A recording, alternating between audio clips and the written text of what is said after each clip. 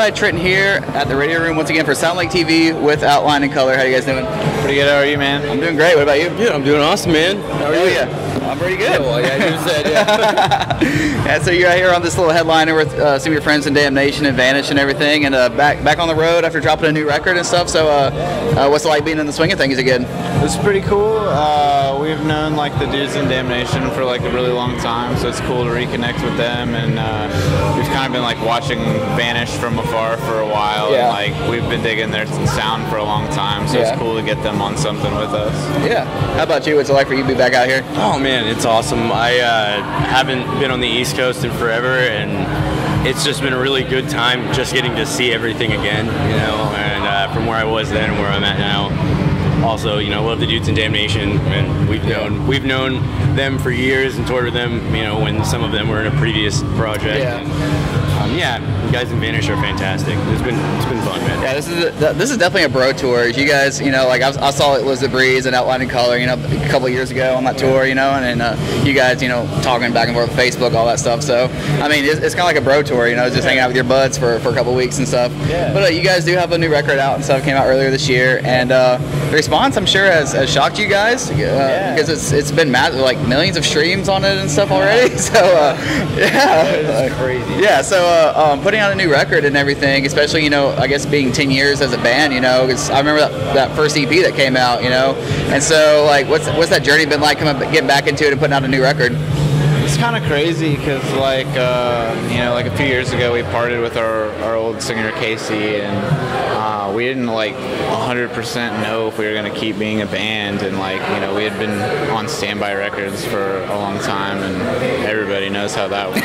And, like I don't know, we just like kind of threw it out there to John, like, would you be interested in rejoining the band? And turned out like his biggest regret in life was like leaving the band, so it was like kind of a Cinderella story, you know, from like getting losing a vocalist to gaining a new vocalist to go back to having our original vocalist. It's kind of like the best way that situation could have played out. And once that happened, we did like a couple international tours, and we did a couple singles together again, and we were like, this is tight. This is like when we first got together, like, let's make a record again. And you know, this is the first independent release we've had since 2011. So you know, touring wise, like in the US, we haven't been doing that much lately, but Spotify wise, we're like bigger than we've ever been, and it's kind of crazy that like putting this record like literally doubled our like listening audience like in the matter of like a month, and it's still that way. Yeah, I was gonna ask about that, because when you guys are, you know, 2009, 10, whatever, you know, those years, it was still, you know, CD sales were still important, and iTunes downloads, you know, it wasn't a streaming dominant, and you guys were definitely one of those bands coming up in the scene back then, you know, making a name for yourselves, and then to come back and have these numbers and stuff. I was gonna ask, you know, do you see yourselves, I guess, bigger now on this one record than you were, I guess, maybe in that era, I guess that peak metalcore, whatever people want to call it or whatever? Do you guys feel that way? Do you feel that way now?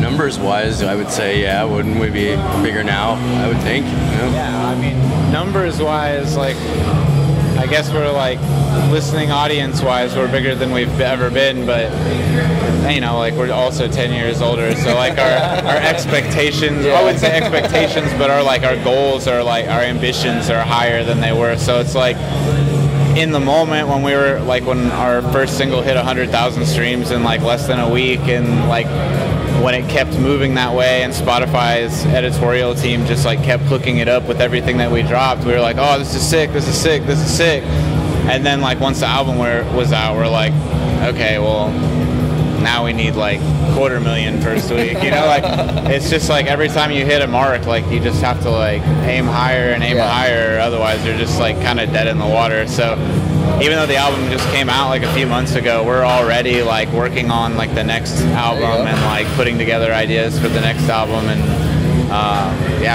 we're still stoked on like everything that's happened, but it's just like we're building something bigger, you know. Was that a goal from the get-go, is to make this thing, I guess, a full-time thing again, or just to see what happens, test the waters, and then as it got bigger and bigger, you guys were like, okay, maybe we got to go a little bit further than what we initially planned for on this?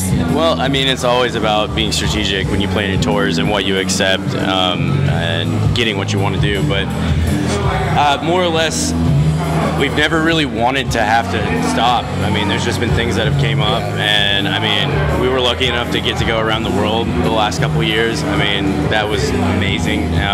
We're happy to be back in the U.S., you know, doing a tour here on the East Coast. We just did that West Coast tour. And yeah, I mean, we would love to have it be full-time all the time. I mean, that's the goal, really. Okay. Yeah, no, for sure. Yeah. And what's it like seeing, I guess, the old faces coming back to the stuff, and the new kids who didn't know who you guys were? Like, you know, like we've been talking about 10 years ago, you know, it's sort of like a unique blend now where you got the older kids who grew up, you know, listening to you guys with, like, you know, the other bands who were coming up at the time, and then you got the new kids who are like, I've never heard this band before, and this is their introduction to it. So I guess you see like a mingled, you know, crowd in there. You get the young kids, you get the, you know, people in their 20s or maybe early 30s and stuff too. Sure. Yeah, it's kind of wild because like when we first started out in Oklahoma as like a local band and stuff, we would like throw these shows and they would be big. Like we would make them like events, and we'd get all the best locals, and like we'd have, you know, 400, 500, 600 people at a local show. Nice. And then like we started touring, and that like this is the cool thing to do in Tulsa thing kind of died, and we started like having only real fans come out. And for a while it was like new faces that we had never seen before,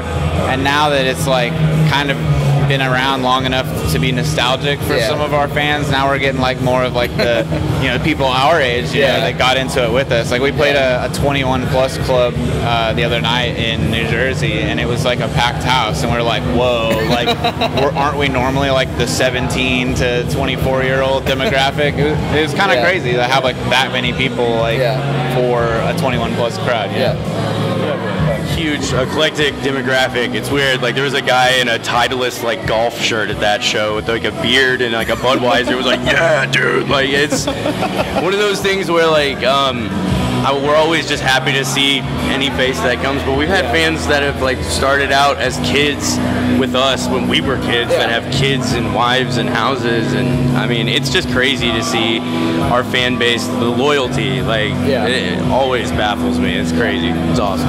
Yeah, so putting out a new record for the first time, like you said, since 2011 and everything, I guess, you know, to sum it up and everything, lyrically, thematically and stuff, you know, you guys have probably had a lot to say. You mentioned the whole like thing with your old record label, and, you know, coming back after all this time, you know, what is the overall, I guess, theme of this record that you want people to take away from it?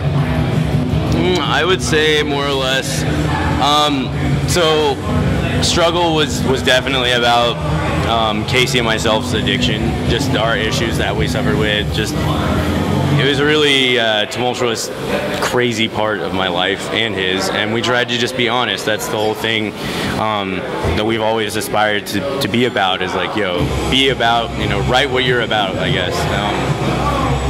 This album was after I had gotten sober for some time, and I had some time off, and I had enough time to look at my life and what I had done and learn from it. Just where I'm at now, and I mean, like Smother Me, that's a song that's just about as dark as it can get when you're in that hole where you're actually like, yo, fuck everything, literally. And then there's songs like Not Enough, where, you know, that song talks about the balance between being like, yeah, am I enough, am I not, like, do I have it within me to continue this, you know, dissolve. That's just a really good punctuation mark for that record, I believe. I think that's talking about just where we're from.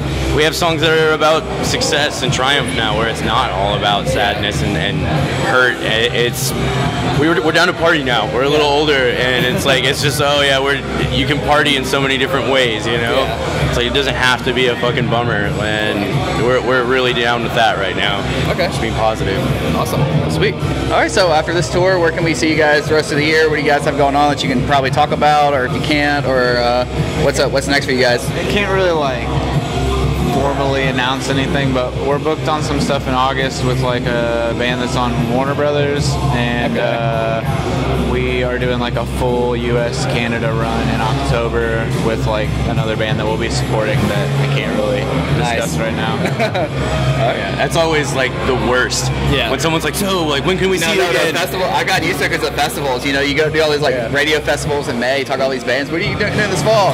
We can't really talk about it, but next week we're gonna be doing another festival. It's like. So now I'm just like, let me guess. You can't talk about it, but if you can, you know, what else do you have? You know, we want to tell you. Oh yeah, like, so that's always what it is. Like, oh shit, it'd be so cool to say, but no, it's gonna be a really good time. It's gonna be fun. What sucks is like we have so many of these sort of like still sitting there from like backed up and stuff. I think we have like 20 something left we got to go through. Yeah. So that by the time this comes out, that'll probably be announced and everything. So how that goes. I mean, we put like the tour flyer subbed on the screen. Oh yeah.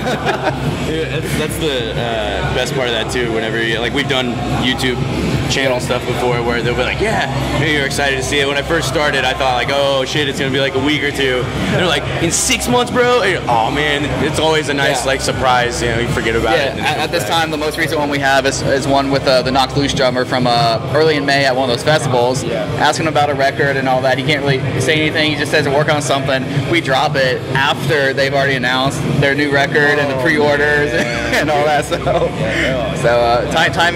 timing with these, you just never know when it's gonna come out. So, but yeah. So thanks for your time today, guys. Looking forward to seeing you guys. Thank you for coming out. Yeah, of course. Always. Hanging out with Outline and Color at the Radio Room in Greenville, South Carolina. I'm Trent with SoundlinkTV. Thanks for watching.